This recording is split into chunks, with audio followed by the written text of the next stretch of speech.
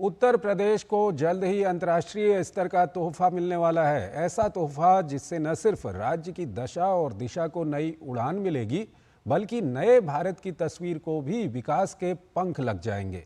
जी हां, हम बात कर रहे हैं नोएडा इंटरनेशनल एयरपोर्ट की, जहां से अगले साल अप्रैल तक अंतर्राष्ट्रीय उड़ानें शुरू हो सकती हैं। देखिए जेवर से हमारे संवाददाता विशाल बेरिस्टो की ये ग्राउंड रिपोर्ट। पर्दे की इस आलीशान झलक को अमली जामा पहनाने के लिए जेवर स्थित नोएडा अंतर्राष्ट्रीय हवाई अड्डे का काम जोर शोर से चल रहा है।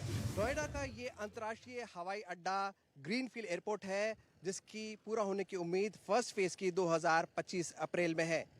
दिसंबर तक यहाँ पर टेस्टिंग फ्लाइट कंप्लीट हो जाएंगी और ये जो रनवे आप देख रहे हैं, जो 3.9 किलोमीटर लंबा है, यहाँ पर राष्ट्रीय और अंतर्राष्ट्रीय डेस्टिनेशंस के लिए उड़ानें भरा करेंगी।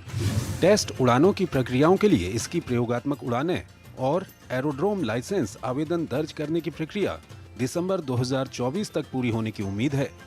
एयरपोर्ट का वाणिज्यिक संचालन अप्रैल 2025 के अंत तक शुरू हो जाएगा। नोएडा इंटरनेशनल एयरपोर्ट ने निर्माण कार्य शुरू होने के बाद पिछले 2 सालों में बहुत तेजी से प्रगति की है। इस एयरपोर्ट का काम पूरा हो जाने के बाद ये भारत में एविएशन के विकास में महत्वपूर्ण भूमिका निभाएगा। हमारा ये प्लान रहा है कि हम इंडियन हॉस्पिटैलिटी और स्विस एफिशिएंसी को साथ साथ लेके आएं, और ये भी बहुत इंपॉर्टेंट था हमारे लिए कि जिस जगह पे हम एयरपोर्ट बना रहे हैं उत्तर प्रदेश में, वो कल्चरली बहुत रिच है, हिस्ट्री बहुत है, हेरिटेज बहुत है, तो उसको ध्यान में रखते हुए ये पूरा एयरपोर्ट डिज़ाइन किया गया है। लेकिन ये भी है कि मॉडर्न एयरपोर्ट भी चाहिए ना, सो उन दोनों को कैसे हमने साथ साथ किया कि जो पूरा डिज़ाइन है आप देखोगे, आपको मॉडर्न झलक आएगी एक बहुत पुरानी हिस्ट्री की। क्योंकि अभी जो हमारी पैसेंजर ग्रोथ है इंडिया में, एविएशन की स्टोरी है इंडिया में, वो बहुत पॉजिटिव है। हमारा पूरा प्लान है कि हम इस एयरपोर्ट को अप्रैल तक ऑपरेशनलाइज कर देंगे। हवाई अड्डे के प्रथम चरण का काम तेजी से चल रहा है। फैसाड और रूफ का काम चल रहा है। बैगेज हैंडलिंग सिस्टम का काम इंस्टॉलेशन पूरा होने वाला है। MEP और फिनिशिंग कार्य तेजी से चल रहा है। रनवे पर एस्फॉल्ट बिछाने का काम पूरा हो चुका है। रनवे की मार्किंग, अप्रोच लाइट्स और एयरफील्ड ग्राउंड लाइटिंग का काम चल रहा है। ATC टावर में MEP कार्य और फिनिशिंग का काम जारी है। DVOR को कैलिब्रेट कर लिया गया है। इंस्ट्रूमेंट लैंडिंग सिस्टम कैलिब्रेशन की तैयारी चल रही है। इंडिगो और अकासा एयरलाइंस के साथ MOU पर हस्ताक्षर हो चुके हैं। नेटवर्क प्लानिंग और ऑपरेशनल आवश्यकताओं पर बात जारी है। अन्य घरेलू और अंतर्राष्ट्रीय कैरियर्स की गहरी रुचि दिखाई दे रही है। विमान में फ्यूल भरने की सेवाएं, ग्राउंड हैंडलिंग और कार्गो आवंटित किए जा चुके हैं। Retail, dining, lounge, duty free और होटल के लिए नॉन एरो रियायतों के लिए भी हस्ताक्षर हो गए हैं। एयरपोर्ट के मुख्य सिस्टम्स के लिए फैक्ट्री एक्सेप्टेंस टेस्ट पूरे हो गए हैं। साइट पर उपकरण आने लगे हैं।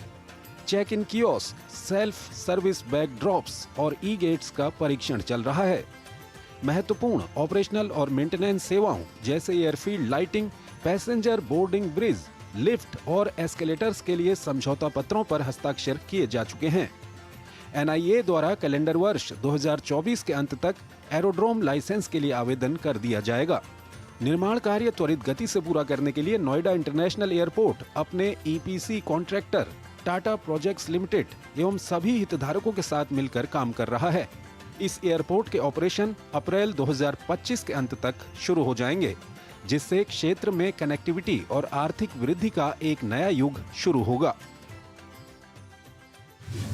We're very excited about the potential for air cargo. We're in the middle of a strong manufacturing hub for electronics. We're in the middle of a very strong agricultural region.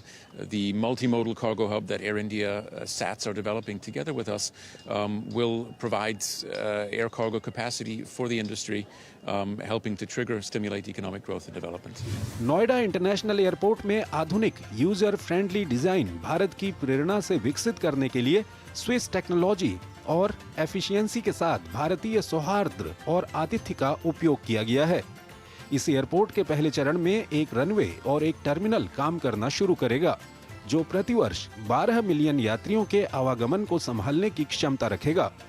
विकास के चारों चरण पूरे हो जाने के बाद ये एयरपोर्ट प्रतिवर्ष 70 मिलियन यात्रियों का आवागमन संभाल सकेगा।